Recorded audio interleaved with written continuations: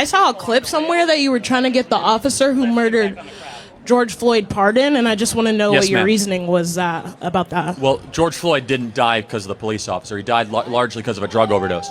But he had his knee on his neck. We all saw the video. But the knee on the neck is actually an approved police technique that police departments taught Derek Chauvin to use. Do you know that George Floyd was saying, "I couldn't breathe," well before that restraining technique? And so why'd they use the technique if he already couldn't breathe? Well, because he was actually resisting arrest, and they had to restrain him. And they restrained him in a way that they were taught to do, which is the knee on the neck technique. Okay, so when does the technique end? Like when they die? Like he said he couldn't. No, I mean the technique ends when the individual stops resisting arrest. His cause of death was not asphyxiation; it was drug overdose. Illinois is a state of contradictions. On one end, Chicago's South Side gave rise to King Von and the drill music scene, a world defined by raw stories of survival, violence, and tragedy. He was a serial killer who bragged about killing people, and he professed and confessed to be a demon. On the other side of Chicago at Prospect Heights, a young man with no college degree was plotting a very different path.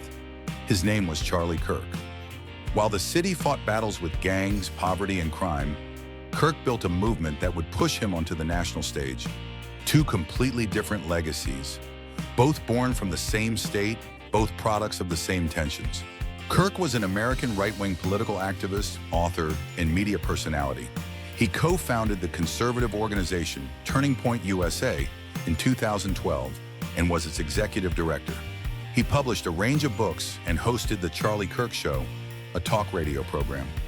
In his later years, he became recognized as one of the most prominent voices of the MAGA movement in the Republican Party. On September 10, 2025, Kirk was shot and killed while speaking at a TPUSA public debate event on the Utah Valley University campus. His death gained international attention and led to the condemnation of political violence by prominent domestic and international figures. President Trump announced that Kirk would posthumously receive the Presidential Medal of Freedom. This is the story of the rise and fall of one of the most controversial voices in American politics, and why his rise can't be separated from the chaos and culture he grew up around. Please hit the like button and subscribe as we get into our video for today.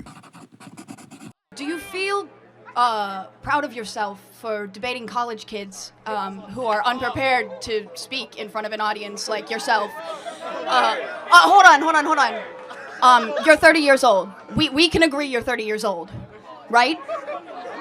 Do you think that's a little bit silly? Are you a voter? I am a voter. I'm a registered voter. I vote and you vote. So I'm talking to voters of this country that will determine the future of Western civilization. That's what I'm doing here today. Yeah? Charlie Kirk's story begins in the suburbs of Illinois. Born in 1993 and raised in the town of Prospect Heights, he grew up far from the street battles that define Chicago's South Side. But in a state where politics, inequality, and identity were always in the air. His father, Robert W. Kirk, is an architect who was involved in the construction of Trump Tower. His mother, Kimberly, is a former trader at the Chicago Mercantile Exchange who subsequently worked as a mental health counselor. During his time in middle school, he read books by economist Milton Friedman, to which he attributed his political awakening. In 2010, during his junior year at Wheeling High School, Kirk volunteered for the successful U.S. Senate campaign of Illinois Republican Mark Kirk. In his senior year, he created a campaign to reverse a price increase for cookies at his school. He wrote an essay for Breitbart News alleging liberal bias in high school textbooks, which led to his first media appearance on Fox Business at age 17. He applied to the United States Military Academy in West Point, New York, but was rejected in 2012. He attended Harper College near Chicago, but dropped out after one semester. All of these just speak to his upbringing and the environmental factors that led him to where he got to later in life. Unlike many of his peers, Kirk never followed the traditional path. He skipped college, something critics would later throw at him, but it was that very decision that set him apart. At just 18 years old, he founded Turning Point USA. What started as a small student-focused organization quickly grew into something much larger, a nationwide conservative movement. With a talent for speaking directly to young people and a knack for capturing donor attention, Kirk transformed TPUSA into a multi-million-dollar nonprofit. Wealthy conservative backers lined up to fuel his vision. In just a few short years, Kirk wasn't just another activist. He was a political prodigy, building an empire while most of his generation was still sitting in lecture halls. Kirk's big breakthrough didn't come quietly. As Turning Point USA grew, so did his presence in the national spotlight. Cable news shows, political conferences, podcasts. Suddenly Kirk was everywhere, shaping conversations far beyond the college campuses where he first started. His connections propelled him further. A friendship with Donald Trump Jr. opened doors inside one of the most powerful political families in America. Soon, Kirk was standing shoulder to shoulder with Trump allies, speaking at rallies, and cementing his place as a trusted voice in the conservative movement. But it wasn't just politics, it was culture. Online, Charlie Kirk became a figure of the culture wars.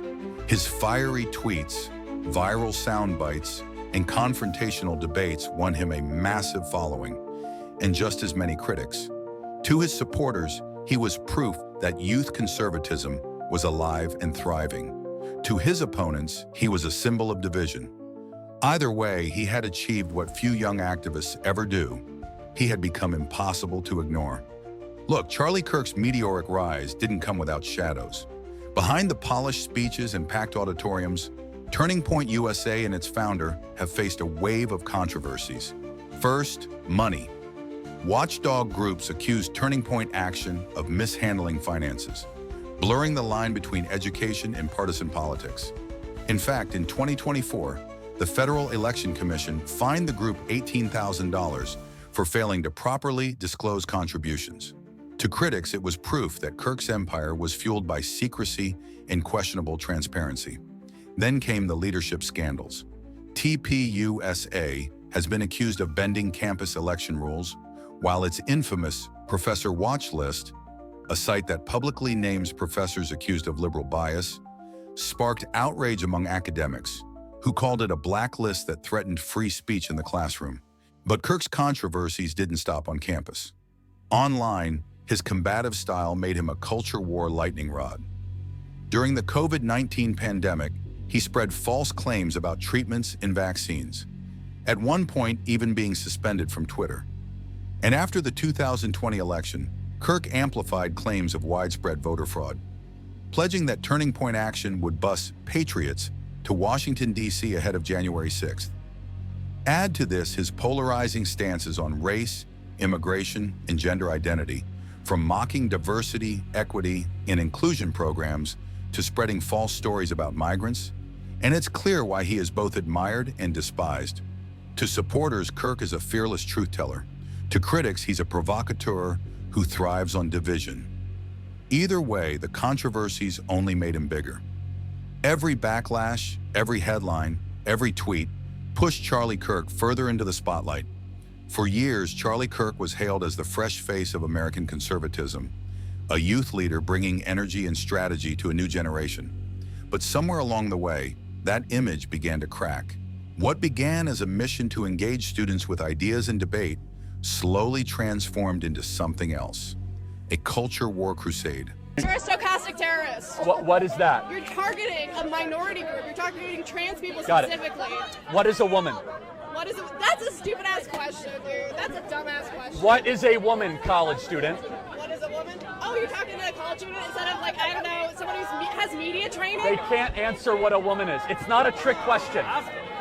What is a woman? Someone who identifies as a woman. What is that thing? You can't answer the question with the question. It's like saying, what is the sun? The sun is something that looks like the sun. What is a woman? It's a social role.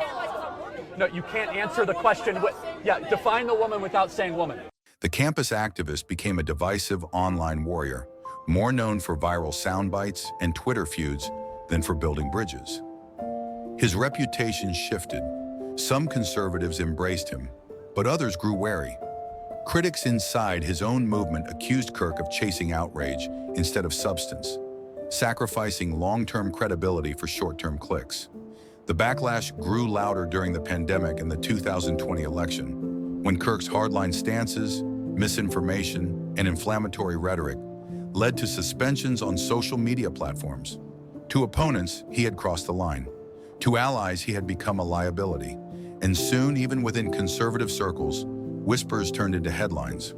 What was once a story of a political prodigy, an Illinois kid who skipped college to take on the world, was now overshadowed by scandals, controversies, and a reputation as one of the most polarizing figures in America. Charlie Kirk had built an empire, but in doing so, he had also built walls, and the very fire that fueled his rise was now consuming his legacy. From October 2020 until his death, Kirk hosted a daily 3-hour radio talk show, The Charlie Kirk Show, on Salem Media Group's The Answer radio channel. According to internal data from TPUSA, Kirk's podcast was downloaded between 500,000 and 750,000 times each day in 2024. As of December 7th, 2021, The Charlie Kirk Show was the 21st most popular podcast on Apple Podcasts. Kirk's Turning Point Live was a 3-hour streaming talk show aimed at Generation Z. TPUSA's monthly online average grew to 111,000 unique visitors in 2021. A February 2023 Brookings Institution study found Kirk's podcast contained the second highest proportion of false, misleading, and unsubstantiated statements among 36,603 episodes produced by 79 prominent political podcasters. His views on Islam are also a bit controversial. In 2025, he wrote that Islam is the sword the left is using to slit the throat of America.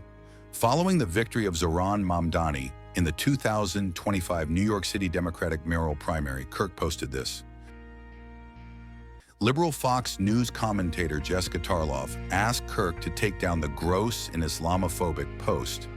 In a separate post, Kirk argued that it's not Islamophobia to notice that Muslims want to import values into the West that seek to destabilize our civilization.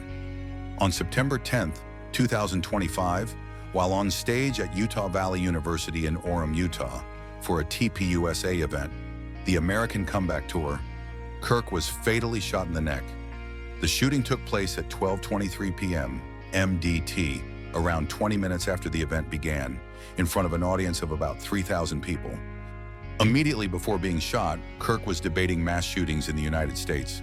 Hunter Kozak, a Utah Valley University undergraduate student, asked this, and Kirk's last words before being shot were his reply.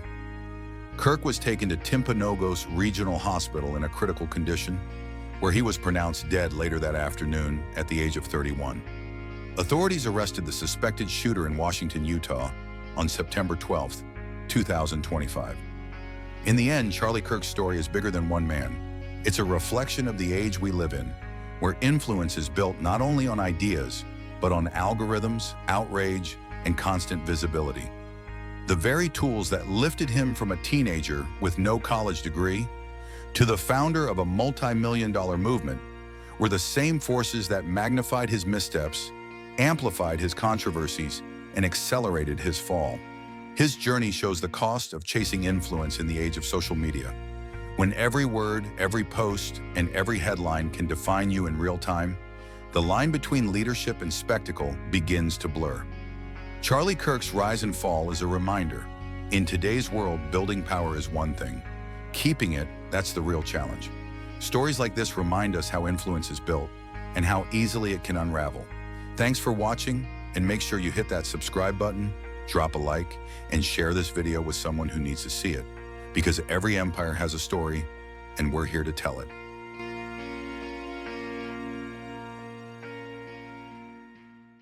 Okay, so what do you want to happen to Derek Chauvin? Pardon. So he's just free? What is that? Yes. What message does that send to It should be. It's a message that you should get an actual fair trial, and that you're not going to get a trial by media.